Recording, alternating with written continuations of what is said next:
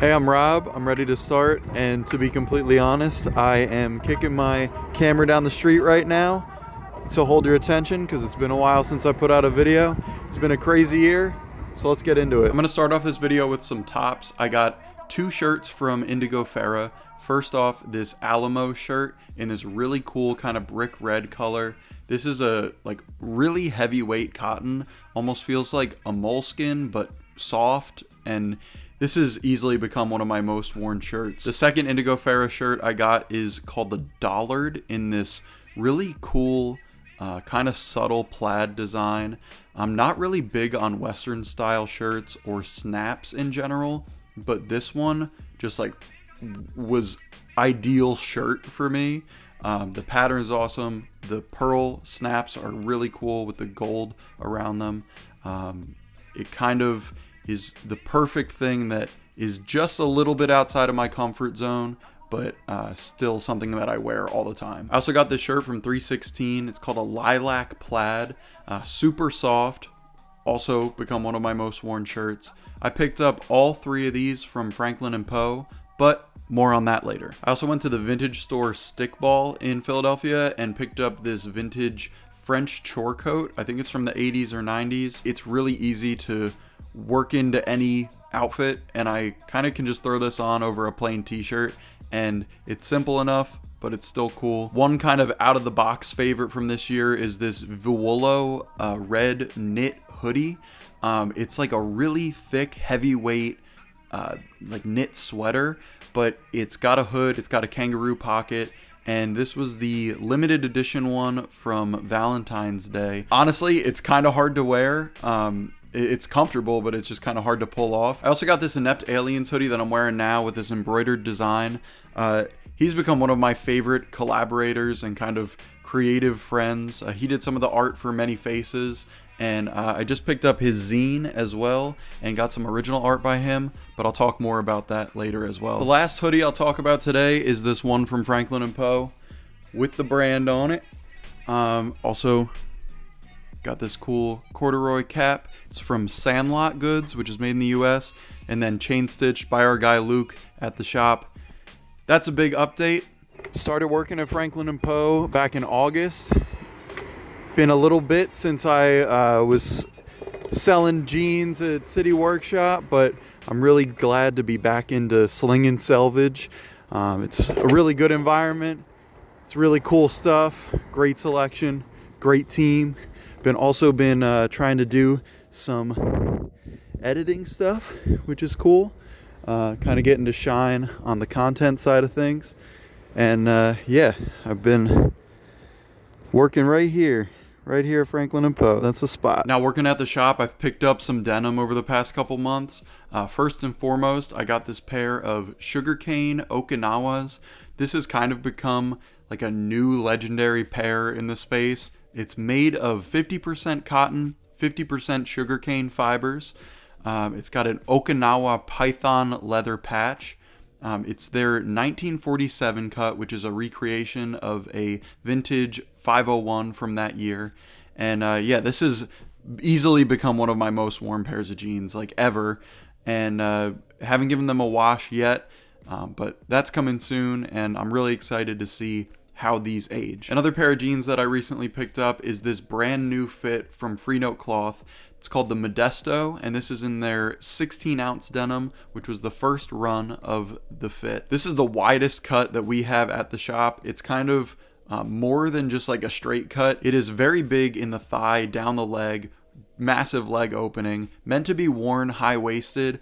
I wear it like that sometimes with a belt, but most of the time I'm wearing it low on my waist and kind of sagging it a little bit.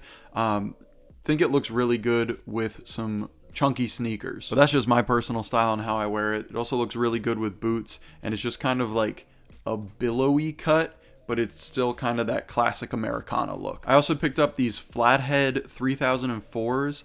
This is the first pair of unsanforized denim that I've ever had. And went through the whole shrink to fit process. I didn't have a whole lot of room to start, so I tried to shrink them minimally with cold water. Worked out well, but then I wiped out on my skateboard and spilled chili all over them, so I had to give them a few machine washes to get that out. So that's kind of why they have this washed look, but I still wear them all the time. The final pair of pants I'll talk about today is not from Franklin & Poe. It's a pair of Carhartt double knees that I bought from my buddy Colin.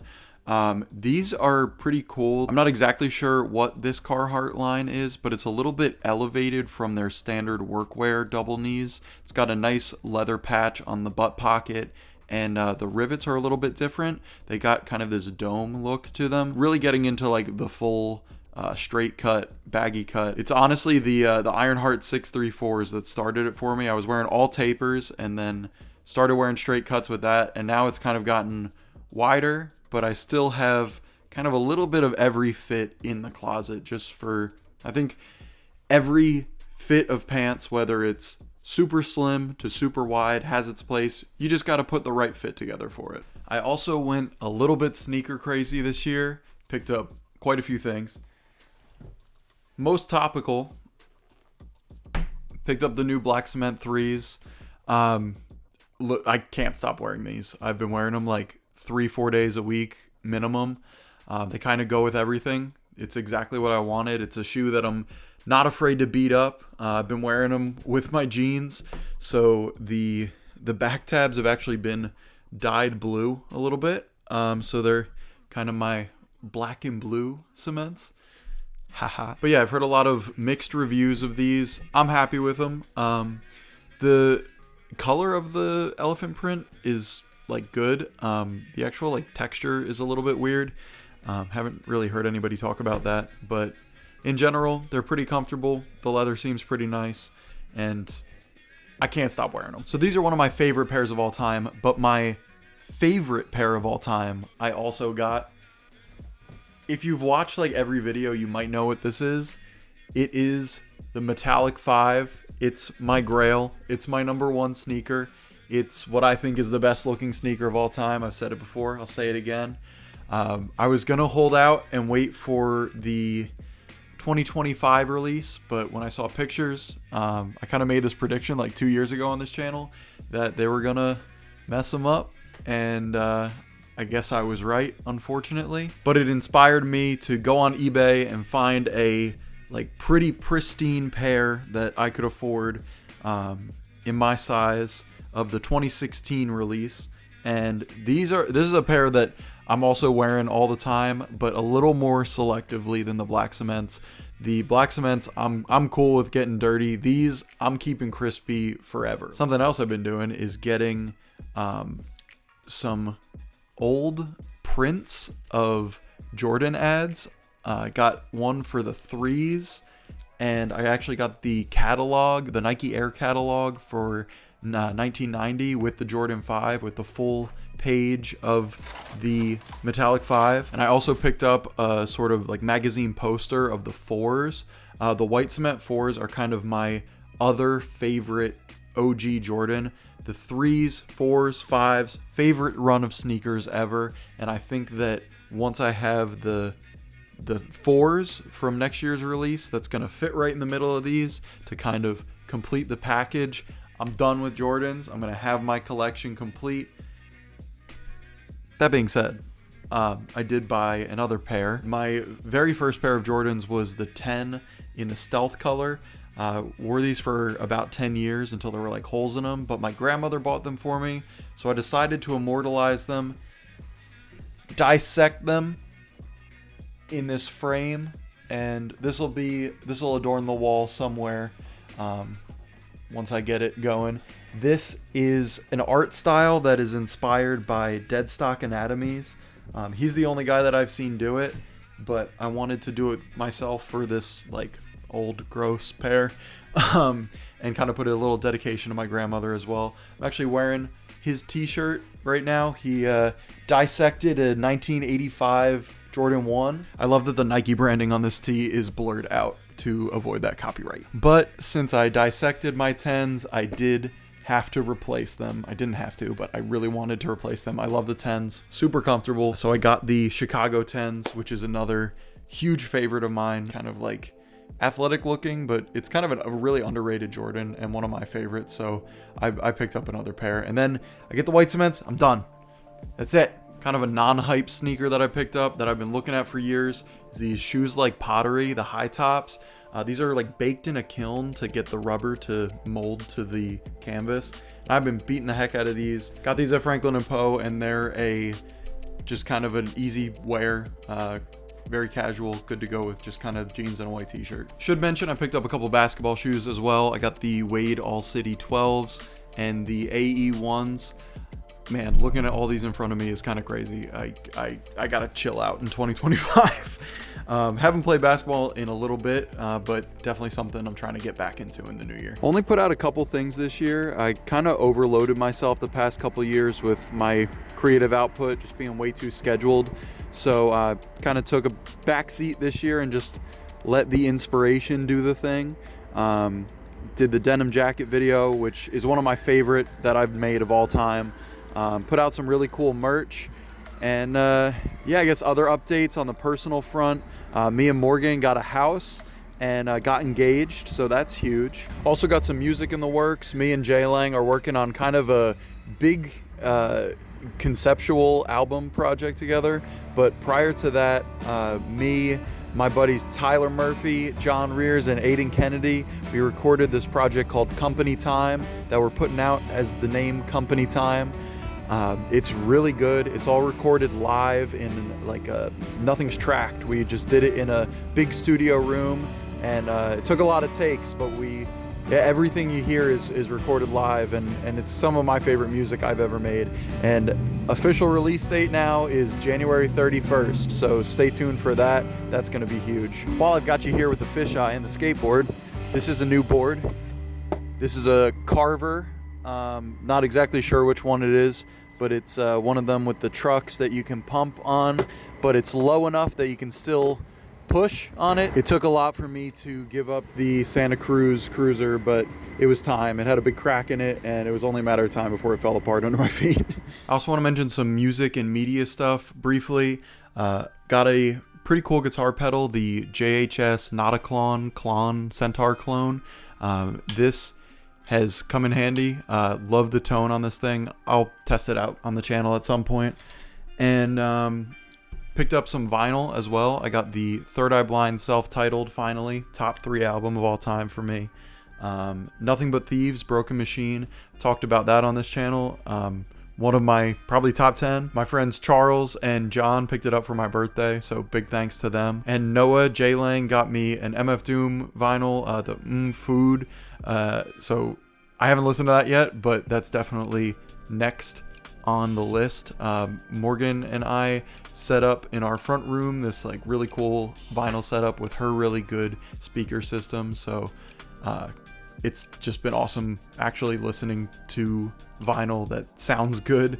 And then recently I picked up Jar of Flies on vinyl that has become kind of like my fall go-to album. One album that came out this year that I really liked was Richie's Triple Digits. He's definitely one of my favorite artists out right now. By Storm, Injury Reserve. Really glad that he's making his own music as well. Just a really good project. Picked up some of the merch, sick t-shirt design, and the 112 hat. Big favorite from this year. Speaking of t-shirts, I also picked up this vintage Busch Gardens Fear the 4 tee. This is like a family favorite of mine, and it was crazy to find this just like in the wild at a flea market. Oh, in Vermont, we went up to see the eclipse with Tyler and Halla, and that was awesome. Like the whole sky went dark. It was one of the craziest experiences of my life. Also picked up some art. Got this collage from Jake Society, really cool, with the lions and the computer microchip and the businessman. There's some like deeper meaning to this. I got this elephant drawing on this OG, doing it on the priority mail stamp. Love that, from Botanical Funk. And this print of one of Jodie Faber, who's a friend of mine, one of her like coolest designs. I also mentioned Inept Aliens, one of my collaborators and friends. Picked up his zine and actually got a skateboard commission from him. It's my very first skateboard that my grandfather gifted me as a child, that he painted in this amazing thing. So cool, and so glad we did this. Also picked up a zine from Henry Hablack, who's one of my favorite tattoo artists of all time. Another thing I picked up this year that you've actually been looking at for the whole video is this Akira box set of the manga. It's one of the coolest things I think I have, and I'm excited to read all, I think it's 6 volumes of this, and get the full story, because I know that the movie is a very abridged version of it. A couple other things that I picked up this year are some belts by Fred Eisen in New Hope, Pennsylvania. They're made by hand. Got this brown hand stamped one. I'll show a close-up on body. I also got a black belt that I'm wearing right now, just simple thick leather. These are so cool. The detail on the stamp is really unique. I also picked up a pair of like yellow lens glasses from yesglasses.com.